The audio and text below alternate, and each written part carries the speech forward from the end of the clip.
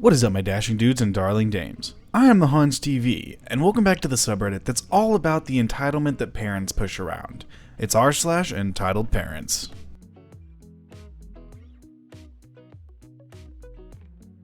Our first post for today comes from Violet Blades. You can't see, you can't play. Backstory. The entitled parent of this story is my cousin. I'll call her Hannah. Hannah and I are only a year apart in age, so we were close as kids. I was born with an eye condition called optic nerve hypoplasia, or ONH for short. My eyesight isn't great, but it's my normal. I really hate the questions of, if you can't see, how are you using a computer/phone?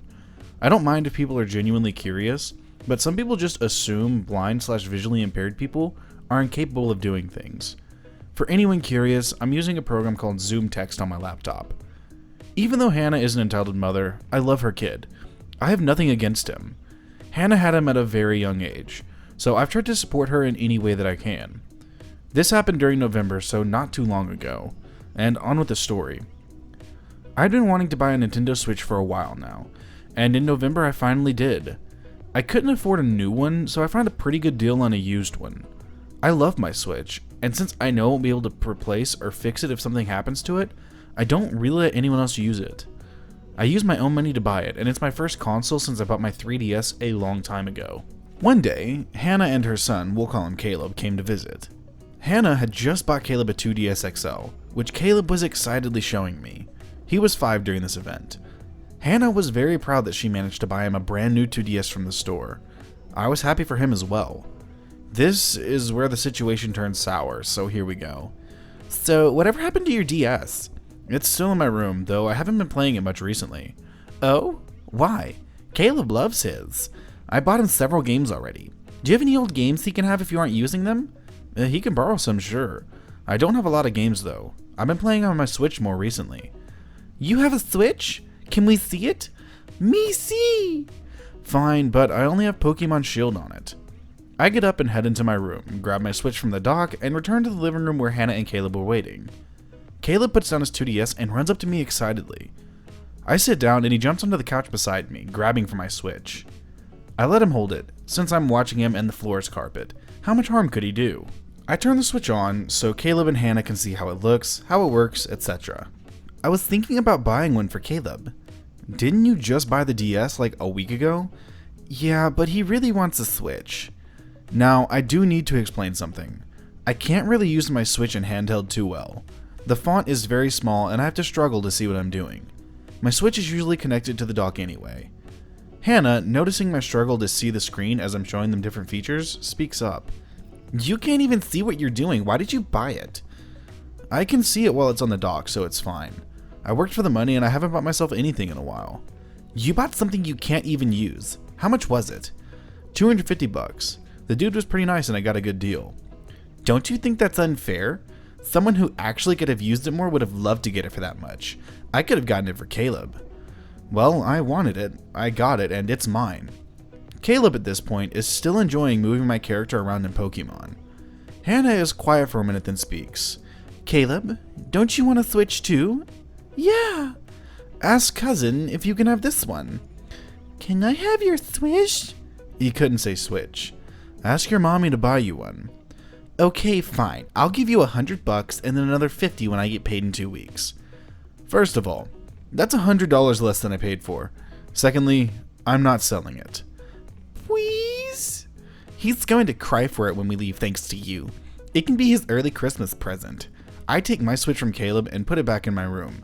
Caleb was upset, but he returns to his DS.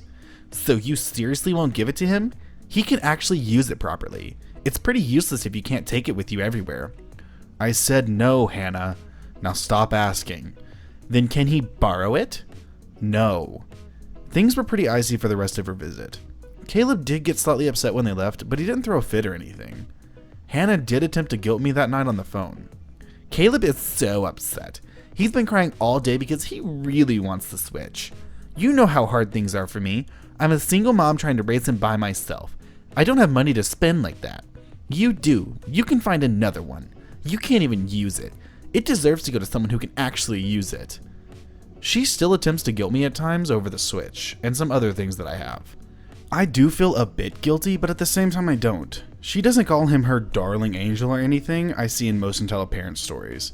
She just attempts to use my condition as justification that I don't need certain things I have. You know, just because you can't use something to its full extent, like because of something that you were born with, that doesn't justify her wanting to take it from you whenever you worked for it and paid for it.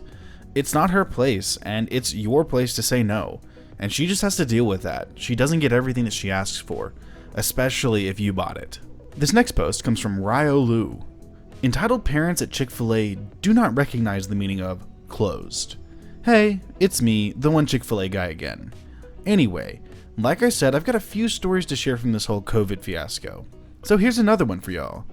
Today I'm going to be telling the tale of the family who did not recognize that we are privileged to close whenever we need to. So for some background. We usually close at 10, but since the pandemic set in, we've started closing at 8. Usually there are a few people each night who would pull up after we close, and they're naturally disappointed but understanding, and we try to not leave them with a bad experience. However, once in a while, some people will refuse to take no for an answer. So on this particular Saturday evening, I was working what we call the cash box. If you've never been to a Chick-fil-A, or at least one that does this, it's essentially a cash register midway through the drive-thru that takes payments, processes mobile orders, and resequences the order of cars in case the order is wrong. It's pretty efficient and keeps the people at the window from taking too many payments. So anyway, the time was about 7:55 and I was at the cash box, sitting on a little bench and making sure the tablet was charged. There were 3 or 4 cars in the line who had already taken the payments from, and I was just chatting with one of the IPOS people, the guys who come to your car with iPads and take your order. We were just talking about the weekend and the virus and stuff while waiting for cars. One more car came through the drive-thru, so after I took its payment, I started to pack up the cash box, which consists of a moderately heavy register and an iPad. The person I was talking to put the immortal cone in the drive-thru to show that we were closed for the evening. They propped open the back door and went inside while I was wrapping up wires to the receipt printer and the iPad charger. As I was packing everything into the container to bring it inside, I saw a car pulling around the cone towards the window of the drive-thru. Since I was between them and the window, I stood on the curb next to the drive-thru and put my hands up in the stop gesture. I checked my phone and it read 8:04, so we were definitely closed with only one car in line. The car was a red minivan, being driven by a fairly large, stomach-wise anyway, white dude with a woman in the passenger seat. I could hear at least 2 kids in the back seat, but it was dark and the glare from the windows kept me from looking in. The driver rolled down the window and the conversation went as follows, and it's the usual abbreviations. "I'm sorry sir, we're closed. We won't be able to serve you tonight." The guy in the driver's seat was very not happy. He was also not wearing a mask, which made me uncomfortable at the beginning. His words did not help the situation. "BS. I see a car at the window and if you're helping them, you'll help us too." They had their order taken 10 minutes ago and they've been waiting very patiently, sir. It doesn't matter if you go up there. They're not going to serve you. "Excuse me, my daughter wants a milkshake and you're going to get it for her, understand?" I could hear a girl screaming about her brother taking a toy or something in the back seat, and the mother turned around and very loudly whispered to them to be quiet. Now, I knew that I didn't have to sit here and listen to this woman, but I also know that it wouldn't look good on my performance review if the guy they hired for being good with people basically said, "No, you're going to leave so I can go home and never have to deal with you again." So my reply was, "Well, miss, I suggest you look somewhere else for that milkshake, because we are closed. Our kitchen and shake machines are shut down, and I doubt there's even food for the employees in there. So I'm sorry, but I can't help you, and yelling at me will not change anything." By this time, the car in front of them had pulled forward, and the guy in the driver's seat looked at me and said, "I'm gonna go up there, and I'm gonna get my food, and you can kiss my butt." I responded, "Sir, if you go up there, you will not be served. If you refuse to leave, we will call the police and have you arrested for loitering and trespassing on private property. And then you can do whatever you want with your butt in court." I then turned around and went back to packing up the cash box, ignoring the sounds of raw anger and hatred coming from behind me. As the guy pulled his van up, I got on the walkie-talkie we have outside and told the people at the window that there was a very angry guy and his family coming to the window. I then finished packing up the cash box, told one more car we were closed. They took it much better than the first family and went inside. I put the cash box in the office in the back of the store and went to the front to see if the van was still there. It turns out my coworkers had just locked the sliding glass window at about 20 seconds of dealing with the people. From what I was told, they stayed outside for a minute or two, but eventually left when they saw a manager picking up a phone. This story does have a bright side though. I was wrong. The shake machine was not shut down yet, and there were some nuggets and one cheese sauce left, so I wound up getting dinner after all. So that's all for the night. People showing up late is a pretty common thing, and we don't usually have to threaten people with the police, so someone taking this normal situation in such an extreme way was pretty memorable. Anyway, that's the story for tonight, and I'm going to bed. Thanks for reading, and have a great day/evening. I swear to you, some of the people that go to Chick-fil-A are the most entitled people that I've ever seen. Like, I have some horror stories from whenever I worked at a Chick-fil-A, but that's a story for another time. Our final post for today comes from RT Snoopy. Teen throws a fit because she is losing. Parent backs it up, and the coach delivers karma. I was on my high school JV tennis team, and I played number 1 and number 2 singles, the top 2 spots on the team, throughout the season. When I was playing number 2, this girl, Rachel, was number 1.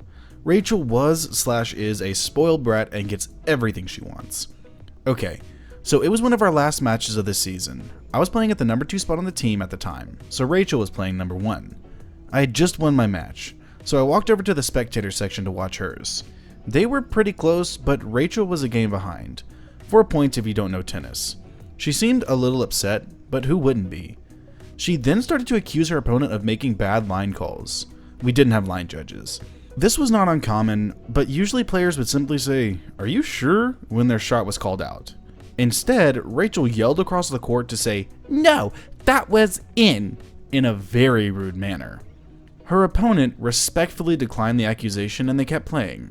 If you know one thing about tennis, it's that the sport has no tolerance for rudeness and most players have good sportsmanship. The scene quickly escalated to Rachel sobbing hysterically about every shot.